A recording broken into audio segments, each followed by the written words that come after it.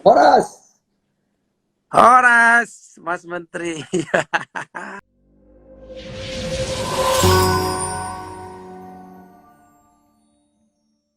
apa kabar? Sehat. Saya juga ini nih sama-sama dari Dairi. Marganya Kuda Diri. Kuda diri. Itu emang marga itu, Mas Mas Menteri.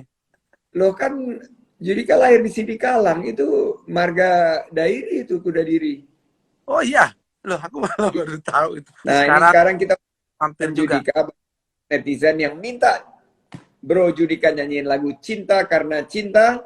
Salah satu lagu Breakthrough yang sudah ditonton lebih dari 103 juta viewer. Yes. 103 juta lebih. Oke, buat teman-teman, buat semuanya juga anak-anak Indonesia, ini salah satu lagu The Best aku buat kalian semua. Coba.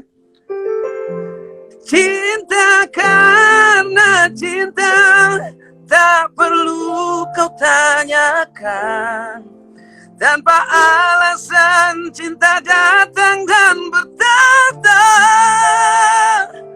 Cinta karena cinta, jangan tanyakan mengapa. Tak bisa jelaskan karena hati ini telah bicara. Duet dong, duet. Keren banget, keren banget. Nah, talenta seperti itulah yang membuat Judika menjuarai Indonesia Idol season 2 tahun 2005 dan sekarang sudah naik kelas menjadi juri dan lagu hitsnya banyak banget. Sekarang saya ada beberapa pertanyaan nih buat Bro Judika. Mengawali karir di Indonesia Idol. Bisa diceritakan nggak perjalanan karir sampai ke titik hari ini?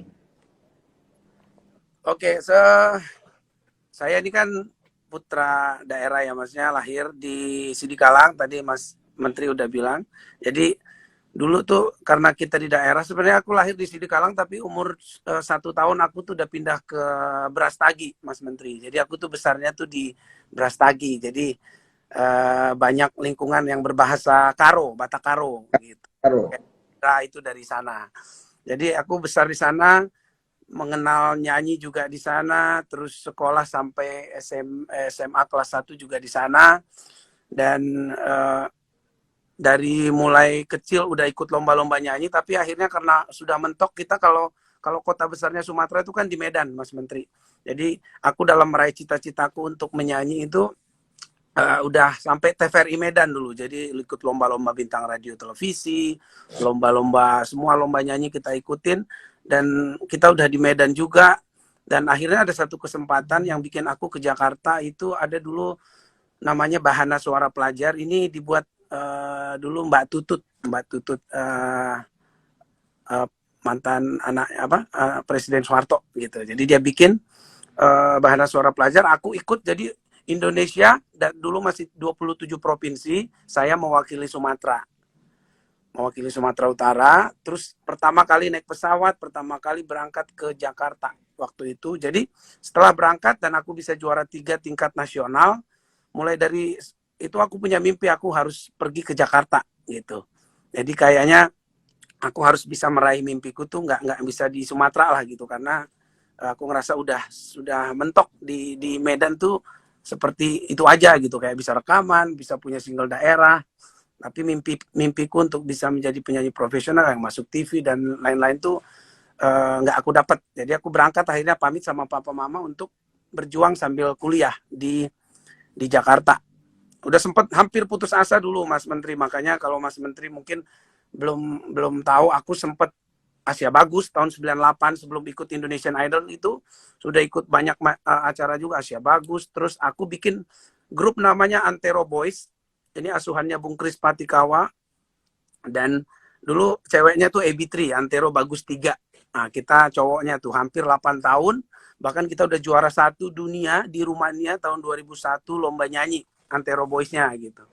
Tapi balik lagi ke Indonesia, keadaan dulu agak susah, dulu bom BEJ, terus Piala Dunia, jadi menutup kita punya karya-karya gitu. Akhirnya kita kembali lagi di Jakarta ini, sambil kuliah aku juga kerja di kafe. sambil nyanyi sama mereka. Terus aku akhirnya ikut Indonesian Idol 2005 dan jadi runner up, ya, terus bikin album ya sampai sekarang dipercaya jadi juri sekarang di Indonesian Idol gitu. Panjang perjalanannya Mas Menteri. Iya panjang, dan yang aku nggak nyangka itu pernah drop, pernah kerja di kafe, terus meniti dari bawah lagi, dan sekarang sudah jadi judge ya. Dan dulu yang dijudge. How do you feel? eh ini satu perjalanan yang menurut aku memang semua itu harus lewat proses. Aku pernah ada di sana, pernah mengalami apa yang mungkin teman-teman sekarang peserta alami. Jadi makanya selama jadi juri aku selalu prinsipnya tuh bukan menjudge gitu, bukan menilai, tapi aku lebih ke sharing gitu. Karena aku pernah ada di sana, aku pernah punya pengalaman, aku tahu apa yang mereka rasakan pada saat itu. Jadi kadang-kadang kalau aku lihat mereka nyanyi misalnya goyang fals, aku nggak lebih ke vokalnya, tapi lebih gimana mereka untuk bisa menang melawan ketegangan waktu di atas panggung. Kadang-kadang kan kalau kita langsung judge, saya jelek, ini fals, ini gitu. Kadang-kadang kalau sisinya aku lebih ke lihat gimana mereka bisa mengalahkan nervousnya mereka, karena basicnya kita tahu rata-rata yang masuk itu adalah orang-orang yang sudah bagus, cuman kadang-kadang bisa berubah karena mentalnya belum siap, terus itu yang merubah berapa menit penampilan mereka. Jadi sekarang dipercaya jadi judge, ya rasanya ya bersyukur banget gitu, bisa hampir semua lomba nyanyi ya, bukan cuma Indonesian Idol. Sekarang juga aku lagi jadi mentor di X Factor Indonesia yang live tiap Senin, dan sekarang kita udah sampai berapa 12 besar. Jadi aku senang aja. Ratingnya expect gila, keren Iya, banget pasti rating. harus datang, seru. Jagoannya ada nih. Aku ngikutin deg-degan karena ini udah 12 nih sekarang. Ya, Katanya saya diundang di mungkin nanti pas udah 4 besar gitu, empat besar. tapi belum tahu jadwalnya. Nah, kan ini pandemi banyak penyanyi-penyanyi yang mengalami tekanan dari segi ekonomi dan juga kegiatan banyak yang dibatasi. Transformasi yang dilakukan selama masa pandemi ini dan lesson learn-nya apa untuk Judika?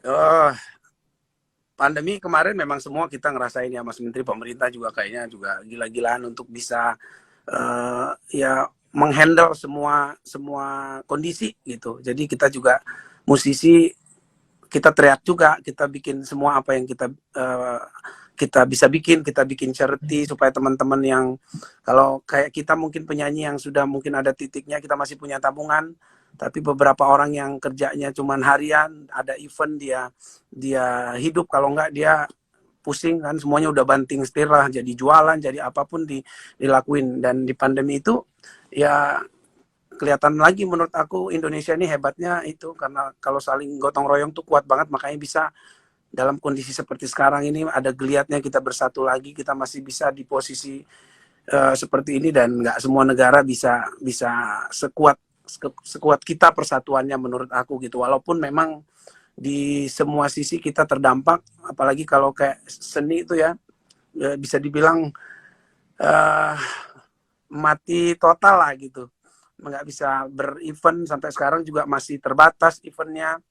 Tapi apapun itu, kalau aku pribadi tuh percaya ini adalah ya pemerintah juga udah mau menyiapkan yang terbaik. Jadi kita sebagai masyarakat, sebagai anak bangsa ya harus bisa mensukseskan lah, ikut ambil bagian, bukan cuman mengeluh ya, karena kita semua juga mengeluh gitu. Jadi pandemi itu justru aku manfaatin Mas Menteri. Kebetulan sebelum pandemi itu aku hampir tiap hari kerja. Jadi waktu itu ada satu sakit di tenggorokan yang dokter bilang harus berhenti nyanyinya gitu, kalau enggak bahaya gitu. Jadi waktu pandemi itu bukannya aku bersyukur, cuman jadi ada waktu untuk aku istirahat 3 bulan pertama lah. Jadi aku tuh pagi-pagi udah mulai berdarah tenggorokannya kalau bangun pagi. Jadi emang udah bahaya. Jadi pas kondisi pandemi itu aku bisa istirahat. Aku pergi ke Bali 2 bulan sama keluarga untuk ya dulu kan pariwisata di Bali mati banget. Jadi paling tidak lewat kita kita pergi ke sana, kita vlogin semua, kita ke tempat-tempat yang kita bisa kunjungin, kita kasih tahu keadaannya seperti ini. Kalaupun kita harus berlibur, harus ikutin prokes, gimana yang supaya semuanya tidak ikut hanya stres dan nggak tahu bikin apa-apa gitu. Jadi pandemi juga bikin aku banyak menulis lagu, Mas Menteri. Salah satunya satu lagu yang lagi viral sekarang, judulnya Bagaimana Kalau Aku Tidak Baik-Baik Saja. Ini lagunya udah ada aku yang tersakiti, jadi aku sebentar aja, bukan dia tapi aku, putus atau terus, bagaimana kalau aku tidak baik-baik saja tadi seperti tadi. Tapi dari seluruh tadi lagu-lagu yang super hits, ada nggak satu lagu yang mewakili perasaan? Semua lagu-lagu aku tuh, Mas Menteri, mewakili perasaan karena aku alamin. Sekarang aku nggak bisa ciptain lagu kalau aku nggak ngalamin sesuatu. Jadi dari mulai tersakiti, terus dilarang mama papa, itu semuanya suara hati. Tapi yang paling menjadi cerita hidup tuh mama papa larang. Jadi 6 tahun berjuang untuk mendapatkan istri, dilarang, tidak boleh ketemu, dan akhirnya lewat lagu, dan tidak hanya dengan protes, dengan kondisi tidak dapat restu, tapi lewat mapala ini, lewat artinya perjuangan, aku bikin lagu, justru Tuhan bukakan jalan gitu. Jadi lewat lagu ini aku juga pengen bilang orang supaya semua tantangan hidup itu jangan selalu cuman hanya mengeluh gitu, tapi harus fight, bikin karya, bikin apapun, ya sisanya biar Tuhan yang menentukan gitu, yang menjawab. Oke, ini banyak di TikTok lagi rame konten galau pakai lagu terbaru. Bagaimana aku tidak baik-baik saja. Boleh dong, nih banyak banget di komen nih, minta dinyanyikan nih karena mereka terinspirasi. Boleh ya? Mas Menteri tahu nggak lagunya? Biar kita duet. Banyak yang minta duet. Tapi aku udah tahu kemampuanku, ini seperti Ronaldo main dengan pemain Tarkam. Lebih baik Bang Judika untuk membawakan lagu. Bagaimana kalau aku tidak baik-baik saja? Silakan. Bagaimana kalau aku tidak baik-baik saja, terus mengingatmu, memikirkanmu, semua tentang dirimu. Bagaimana kalau aku tidak baik-baik saja, tak seperti kamu yang mampu tanpaku. Bagaimana?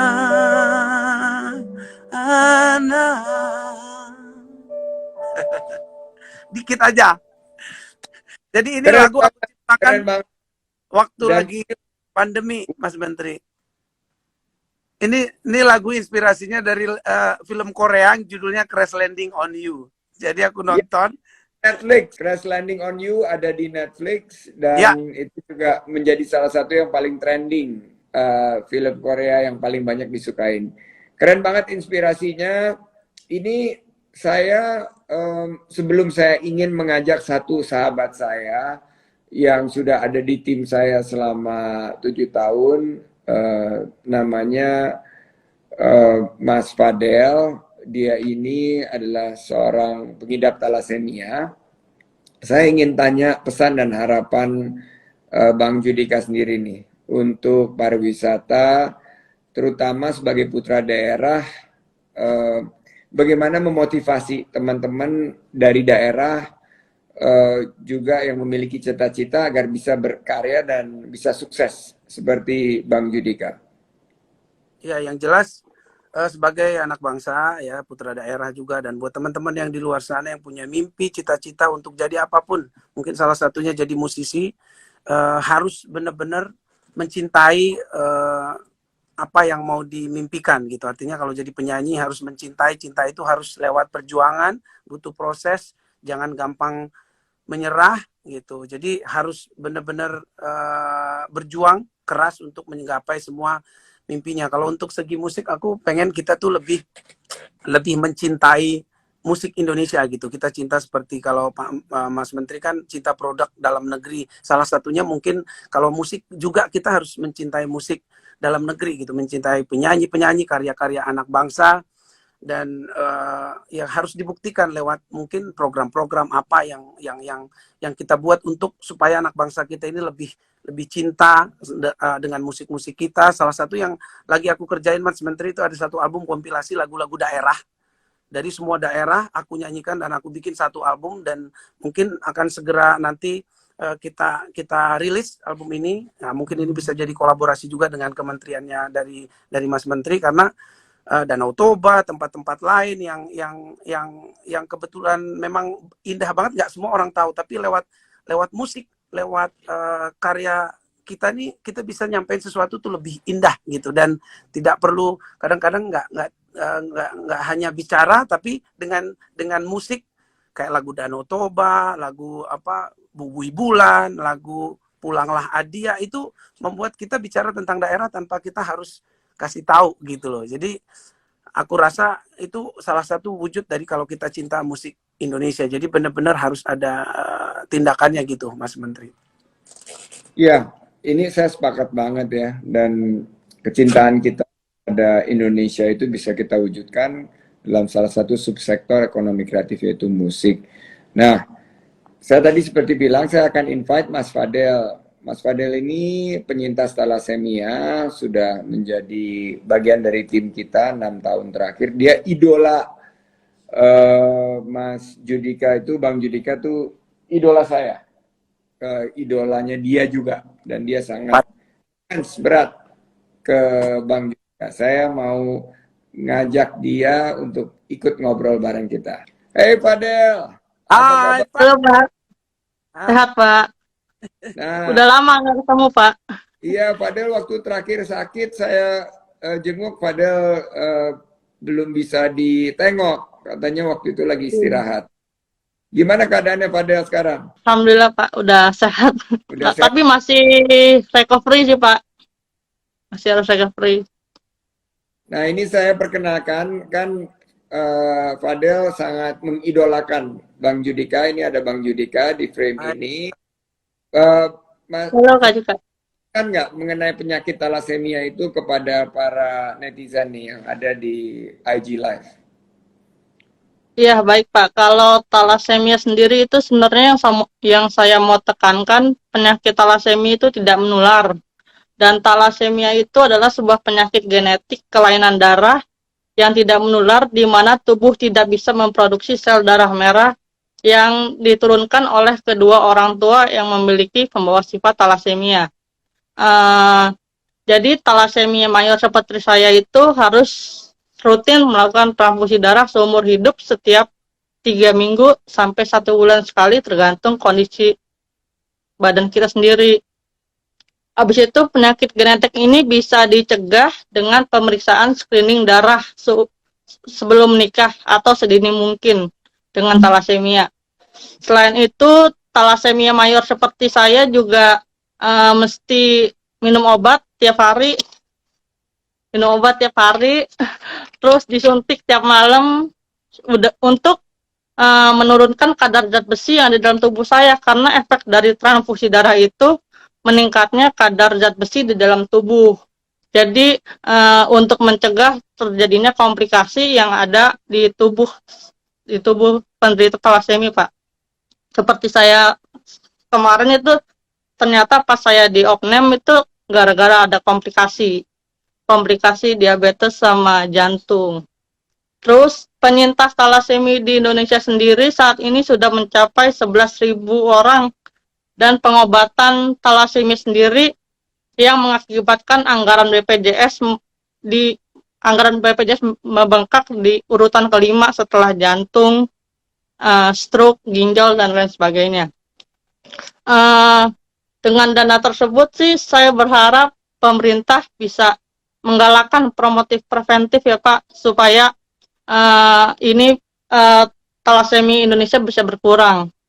Saya percaya saya ingin Indonesia menuju zero thalassemia lah Pak. Terus ya namanya bosen, capek, ya wajar Pak. Tiap bulan transfusi, minum obat, tiap hari disuntik, siapa yang nggak capek? Ya tapi ya jalanin aja kan, kalau kata Pak Sandi kerja 4 As ya Pak. Kerja keras, kerja cerdas, kerja tuntas, dan kerja ikhlas, semuanya udah ditentuin sama Allah. Oke, ini udah ada idola kamu nih, Bang Judika. Coba ngobrol sama Bang Judika, Padel. Hai, ada. Halo Kak Judika.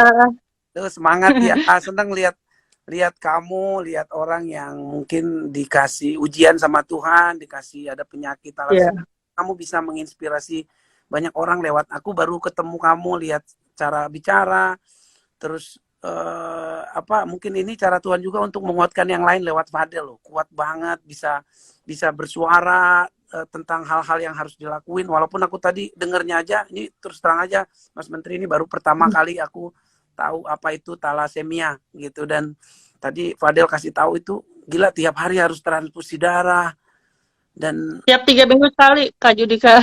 ya Yang tiap hari suntik obat sama minum obat aja sih. nah ya itu minum obat, disuntik tiap hari itu kan nggak tahu ya, mungkin untuk ukuran kayak kita nih, mengerikan sekali gitu. Tapi kamu udah menganggap itu sebagai ujian, dan ya kita yakin Padel kuat. Nanti apa yang bisa Bang Judika bantu, Kak kabar-kabarin. Judika lagi ini Kak, disuruh dokter sama perawat main ke RSCM Pusat Thalassemia. Oke. Menghibur teman-teman. Sama jangan lupa donor darah Kak. Siap. Donor darah di masa pandemi ini lagi sulit sekali. Aku aja pas kritis kemarin di ICU aja tuh, ibuku masih harus ke PMI mencari darah pas kemarin itu. Jadi betul-betul pas pandemi ini selain ekonomi sulit, donor darah juga sulit Pak. Oke, nanti aku baru tahu, dan aku donor darah, terus aku cari waktu untuk ketemu Fadel nanti sama perawat di RSCM. Nanti aku temenin di PMI. Oke, semangat terus Fadel. Fadel katanya mau ke Bang Judika nih, request lagunya apa nih? Requestnya aku yang tersakiti aja, karena aku aja yang sakit, yang lain jangan deh. Wede. Hebat lu. Aduh. Nih gue karena sakit gak enak Pak. Disuntik tiap hari, minum obat tiap hari kan gak enak. Mendingan saya aja deh yang ngalamin, yang lain jangan. Luar biasa. Oke, buat Fadel, semoga tetap semangat nyanyi sama aku sama Mas Menteri ya. Coba, Roy. Waduh. Pernahkah kau merasa jarak antara kita kini semakin terasa setelah kau kenal dia? Aku tiada percaya teganya kau putuskan indahnya cinta kita yang tak ingin ku akhiri. Kau pergi tinggalkan ku, padahal tak pernah kau sadari akulah yang kau sakiti. Engkau pergi dengan janjimu yang telah kau ingkari. Oh Tuhan, tolonglah aku, hapuskan rasa cintaku. Aku pun ingin bahagia walau tak bersama dia.